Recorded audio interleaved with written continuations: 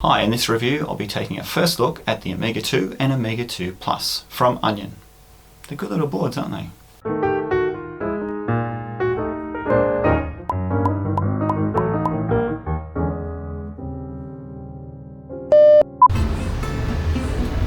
What are you doing? Just watching my Omega2 lamp. Why is it so big? Because it's a big device with smaller features. What? Cut. It's supposed to be the smallest Linux device with the biggest features, not the biggest Linux device with the smallest features. Oh, I'm sorry. I'm just following the script. Yeah. That's ridiculous. Who wrote this? Just pack it up. Get rid of it all. I don't want to see it. We can't really. It's huge. And it cost a lot of money. Oh, fabulous. Where's the DP? As you might have guessed, I backed the Omega2 on Kickstarter and ordered a bunch of extras. The Omega2 is the second iteration of the Omega by a company called Onion. For those who aren't aware, the Omega is a small embedded device that runs a full-blown Linux. Well, when I say full-blown, it's not really, because you see, the MCU used is the MediaTek MT7688, which contains a MIPS 24K CPU running at 580 MHz, and only a small amount of storage and memory to play with, which is the type of MCU that you find in cheap routers and voice-over IP devices, as it has capabilities such as a 5-port Ethernet switch, internet router or gateway, and voice-over IP interfaces. But it has a bunch of GPIOs, I2C, SPI, I2S, UARTs, and even a PCIe interface. Unfortunately, the latter hasn't been provided. There are two flavours, the Omega2 and the Omega2 Plus. There's not much difference between the two on the outside, apart from the Plus sporting an SD slot. But on the inside, the Omega2 has only 16 MB SPI flash and 64 MB RAM, and the Plus with 32 MB flash and 128 MB RAM. Not a heck of a lot. However, they both contain a row of header pins with access to a bunch of GPIOs. I went through the schematic and datasheet and generated my usual pinout guide. No more bit bashing to give you an I2C interface. For a size comparison, it's around a third the size of the chip, and then things just get ridiculous from then on. I know the Pi is an old one, but all my Pi 3s were doing stuff for me, and this one was the only lazy bugger. So let's whack this little baby onto a breadboard and put it through its paces. Okay, well this is awkward. The header pitch is set for 2mm for some weird reason, where the standard for the last 30 odd years has been 2.54mm. It seems that either 1. Someone forgot to do some QA on these and before they were sent out, or 2. It's a marketing ploy to sell more stuff. Whatever the reason, it's a major pain in the neck. It means that you need to make your own adapter or just buy a dock, both of which makes the whole setup much bigger. The other issue is that the header pins are smaller, and so your common garden variety patch cables are useless as well. I'm sorry, Onion, but this is absurd. So, the only thing for it is to crack out the claw thingies and test that way. Set the power down to 3.3 volts, connect it up, and the LED is supposed to be on solid and then blink. Something is odd. The current draw is pulsing in an odd way, as though it doesn't have enough energy to get going. And then there's definitely no Wi-Fi access point appearing. Odd. So, taking into account my power cable length and diameter, I set the juice to 3.4 volts. This improved things greatly, but still no action from the Wi-Fi side. So I cracked out my logic analyzer to see what was going on. There was some action happening on the serial console. It was booting fine, but then it got to this point, and then rebooted, which is the point where Linux starts up the Wi-Fi radio. Man, this is a hassle. So I beefed up the voltage slightly to 3.45 volts, which ended up being 3.33 volts at the Omega2, which was within range. Man, this Omega is really finicky about power requirements. You can see the current dropping at the point where I presume it activates the Wi-Fi radio. Okay, I'm going to whack in a juicy capacitor. I shouldn't really need it because my power supply is well capable of supplying everything the Omega needs. This is crazy. There must be something else going on here. I even soldered another cap directly onto the Omega, but no dice. Okay, this soaked up way too much of my testing time, so I abandoned this test and I will definitely revisit this one in a later update. This is the mini dock. It has an onboard regulator, USB host port and micro USB for power and console. Just enough to power up the Omega2 and not much else. Just make sure you put it round the right way. Attach one end to your PC and the other end to the dock. Oh, look at that. It boots up this time, and the access point has appeared. As you can see, the Omega2 doesn't have much storage, with a little under 9 megabytes for the OS. It runs the 4.4 series kernel on the MediaTek MT7688 MCU, and the I2C and SPI devices are present as well as 4 UARTs. Seems to be all there. The first thing to do is connect to the Omega2's access point from your PC, and then you can access the inbuilt web server to configure it all up. Log in using root and Ioneer as the password, then configure the Omega to connect to your local access point. If you get this error, then you may have to reconfigure the Omega's default IP address, as it's probably clashing. You can do this by typing in these commands from the serial console. You can also configure up Wi-Fi from the console, like this. The rest of the configure process is straightforward. You can register your device in the Onion Cloud. Man, 20 years ago that statement would have sounded bizarre. And choose to update and install the web console. Around 4 minutes later, it'll finish and reboot. You can also choose to upgrade from the console using this command. Not much has changed for me after the upgrade, just a minor increase in kernel version, and everything else was the same. You can also power off the device once finished. Wait, no you can't. Looking through the MediaTek datasheet, it seems that there is actually no mechanism for powering off.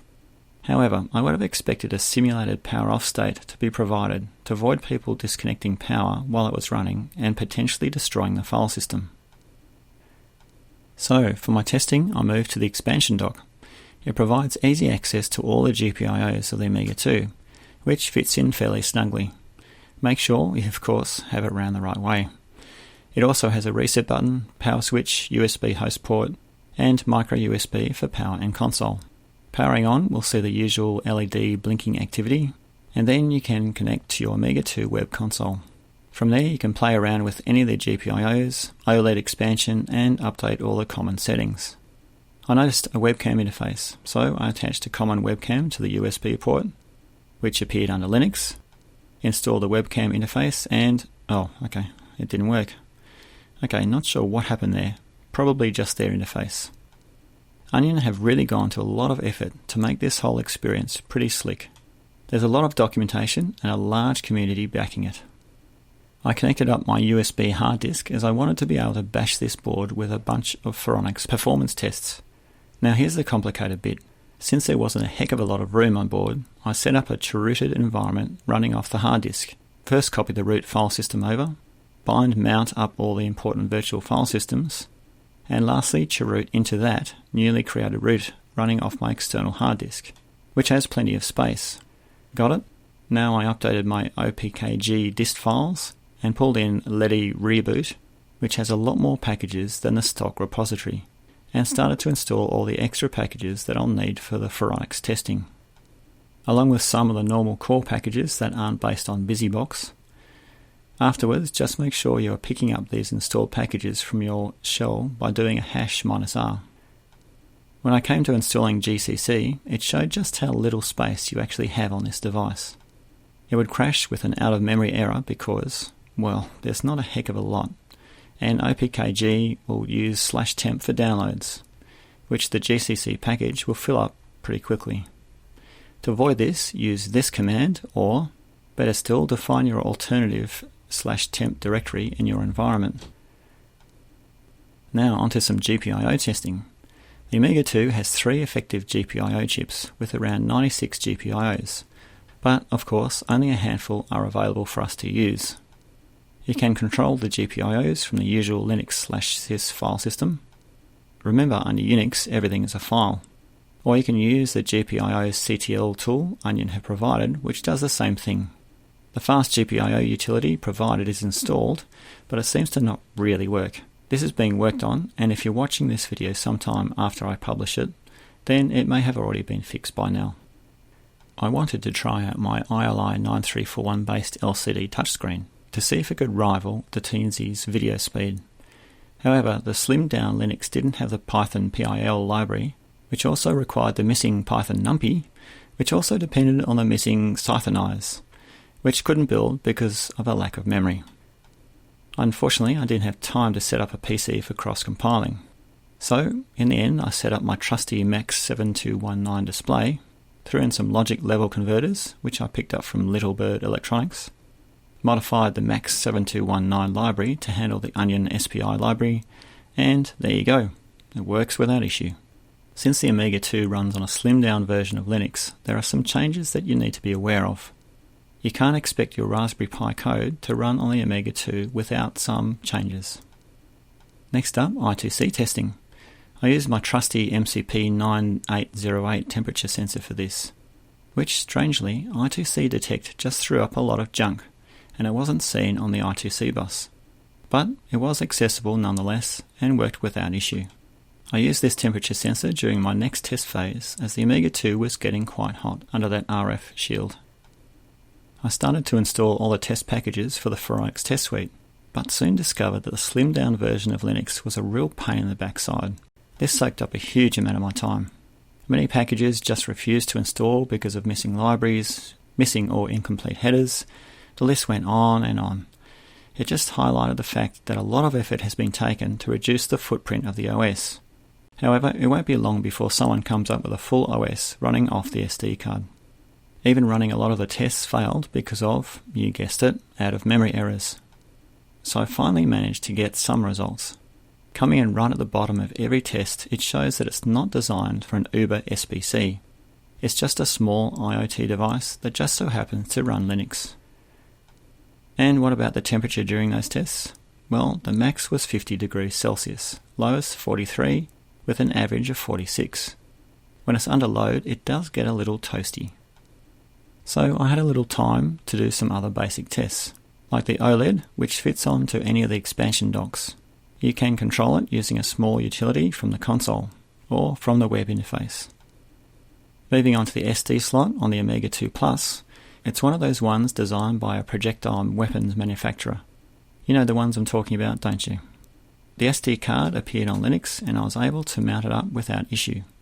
This would be a perfect place to store a proper Linux distribution. The power dock has LiPo battery management on board. Onion claims that you can get up to 10 hours from a 1.5 amp hour battery.